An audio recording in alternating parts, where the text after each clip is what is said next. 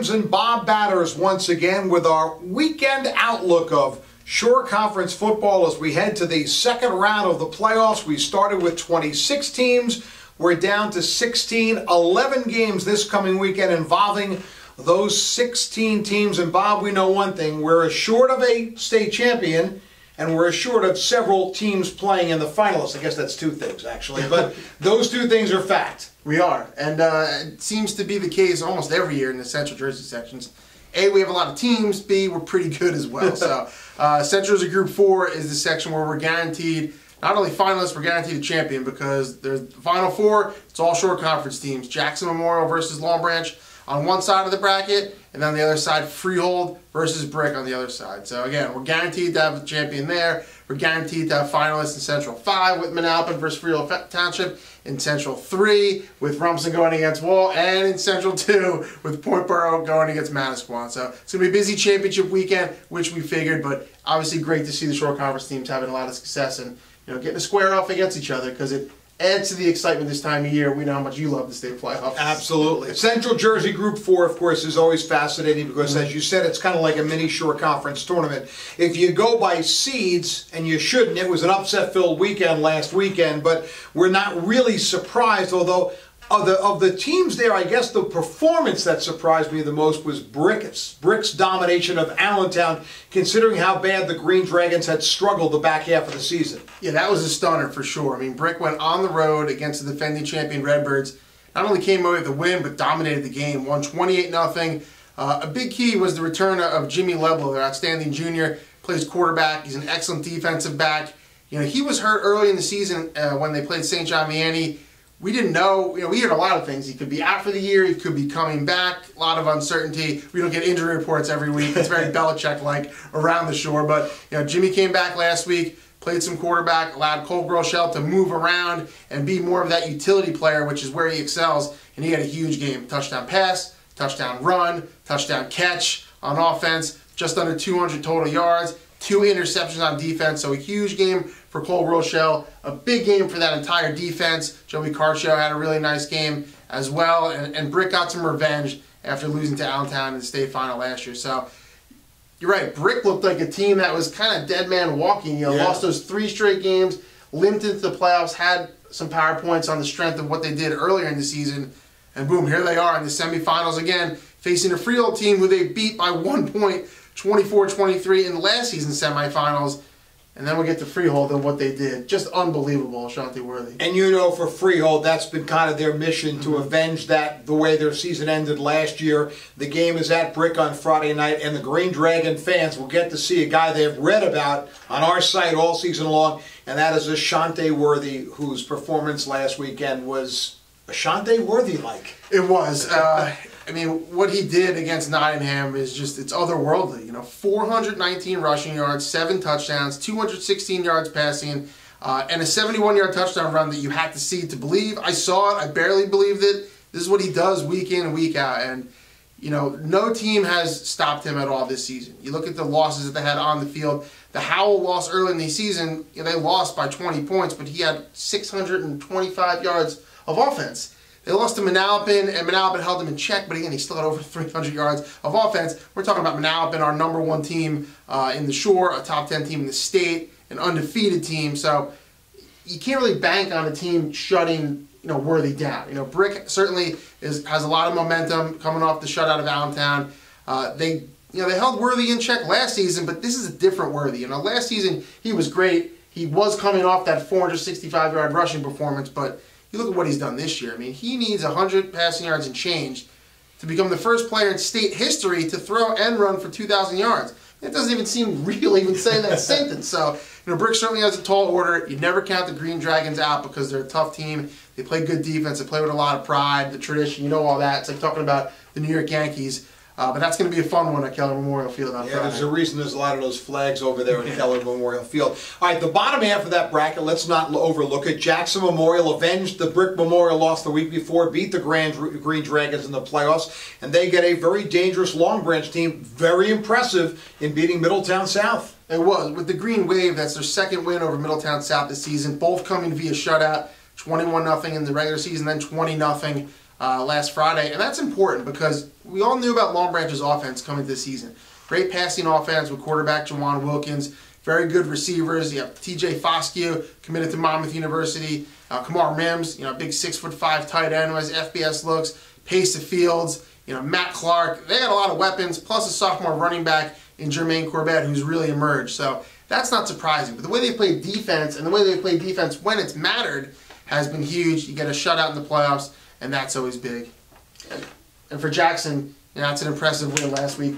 We were there, turning it around. It was very Jackson-esque win. Oh, yeah. Just the way they won the game, not pulling out all the stops, but almost, going for it on 4th down, some fake punts, a throwback pass mixed in there. That was some vintage Jackson. And some good nuggets from Jackson Memorial historian Jim Colbert. I have more in my preview of the games on the website, but they've only met 2 times in their history. This is the first time they're meeting since 1974, I believe. So, these 2 teams haven't met in a long time. Obviously not a lot of tradition there. You wouldn't think they'd have a lot of crossover, but that's going to be a fun one too. I mean, that's an interesting matchup. All right, so let's go down the other sections, and you touched on them a little bit, but Central Jersey Group 2, our Jersey Mike's game of the week will find us at Al Sainer Field Friday night on the campus of Point Pleasant Borough High School. The Panthers host Manasquan in a semifinal. I kind of wish it was a championship game, but this is the old Thanksgiving Day rivals, the Battle of Manasquan River on one side and the other, separated by just 5 miles. Yeah, this is the battle for the inlet, I guess, so to speak. And you have the defending champion Warriors coming over to Al Sainer Field to face undefeated Point Borough. It's the first time Point Borough's been undefeated this deep in the season since 2005, and that was when the Panthers went 12-0 and won a state title. So they'd certainly like a repeat of that. To me, this is where we find out how good Point Borough is and if they can get it done in the big game. Manasquan, record-wise, they come in 6-3. That's not going to blow you away, but you look at what they did in the playoffs last week against a pretty good Roselle team. And they won 41-8, and those 8 points came against Manasquan's backups. Connor Morgan, ran for 4 touchdowns, over 100 yards.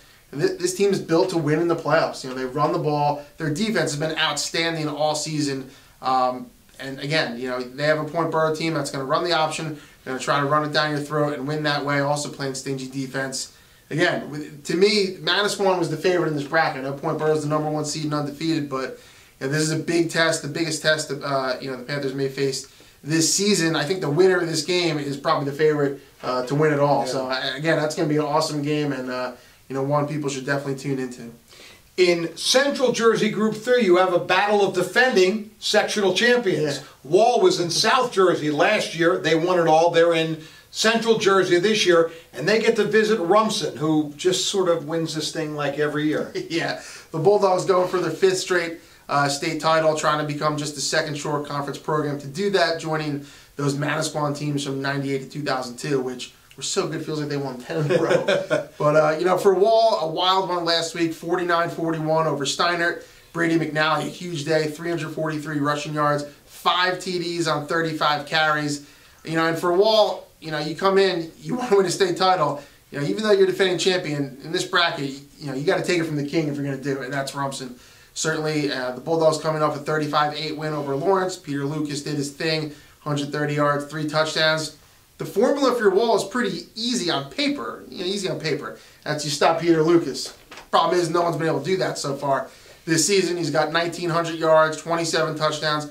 Only in this wild year could that be 3rd best in the Shore. It's also 3rd best in the state. But if a team can do that, Wall can do that, and you force Rumson to exclusively go to the air, you have a better chance. But as we saw early in the year, Rumson did a lot of that against St. John Vianney and almost pulled out that win. So Rumson's a very good team. Balanced offense, a very good defense, as we know. Their defensive performances in the playoffs have been legendary. The Wall comes in playing well, but certainly a tall order for the Crimson Knights at Borden Stadium. Guaranteed a finalist in Central Jersey Group 5. Freehold Township coming off a historic win. Their reward is a 2nd game this season at undefeated and #1 Manalapan. The first one didn't go too well. No, and you don't want to write Freehold Township off. Let's be fair to the Patriots, but you're also talking about a rematch from the regular season finale that Manalapan won 48-7 and really won that game going away. For Freehold Township, I said this last week, it was all about trying to get that first playoff win in program history, and they did that last week. 17-13 over North Brunswick. Did it with dramatic goal line stand at the end of the game to clinch it. now it's the rest is gravy for Freehold Township. You're playing with house money, as the saying goes. You see if you can somehow pull the upset against a Manalapan team that is rolling right now. Naeem Mayfield, every week, I feel like it's Groundhog Day. We're saying the same things about him. 250 yards, 5 touchdowns, pretty much every week, and that's what he did last week. Just as Ashante Worthy's closing in on Shore Conference and state rushing records, so is Naeem Mayfield. It's almost like they're both going to get there. Who's going to get there first? So, for Manalapan, it's all about going 12-0, winning the state championship. This is another step to get there. I know they beat this team by 41, but they'll be focused. I don't think they're going to overlook this team with knowing what's at stake. Manalapan is clearly our #1 team in the Jeep Store top 10. St. John Vianney is clearly number 2. The Lancers are undefeated. They've got a tough task in non-public 3 at DePaul. They do, and this is a bracket that a first-round game, if you get a good seed, you can have a manageable game, which is what the Lancers had last week at home. A 45-40 win over Camden Catholic. They were up early. Camden Catholic came back, and it was back and forth, but the Lancers pulled it out. 294 yards on the ground from Johnny Buchanan. Over 430 rushing yards altogether for the Lancers. That offensive line, as we saw earlier in the year, really getting it done. But now you're talking about going against one of the North Jersey superpowers. DePaul is one of those teams. They're only 6-3. Don't pay attention to that. This is an excellent team with multiple FBS players. This is a team that beat St. John Vianney in the non-public Group 3 final a couple years ago when they had the outstanding Kareem Walker at running back. Again, a loaded team, a tall order for St. John Vianney. They can pull it off, but they're going to have to play an excellent game. They're going to have to play a lot better on defense. They've been great on defense all year, but you give a 40 to a Camden Catholic team, you got to clean some of that stuff up against DePaul this week. And real quick, South Jersey Group 5, we mentioned last week, Howell kind of in with those traditional South Jersey powers. They took care of one last week. They've got another one on Friday night, top seed Lenape. They do. They'll go out Route 70 to Medford and take on the 8-1 Indians of Lenape. Last week's win, 31-17 over Cherokee, very impressive because we know Cherokee's a story program. These teams play excellent schedules year in, year out. So you kind of have to toss that record aside. You know it's going to be a challenge, as is every game in this bracket. And Howell's really impressive. They got the job done pretty much everywhere. Offense, defense, running, throwing, special teams. Nassim Brantley with a huge kickoff return touchdown. And now it's just about, okay, you watch the film, great, we won, move on, because you know this is going to be a tough one.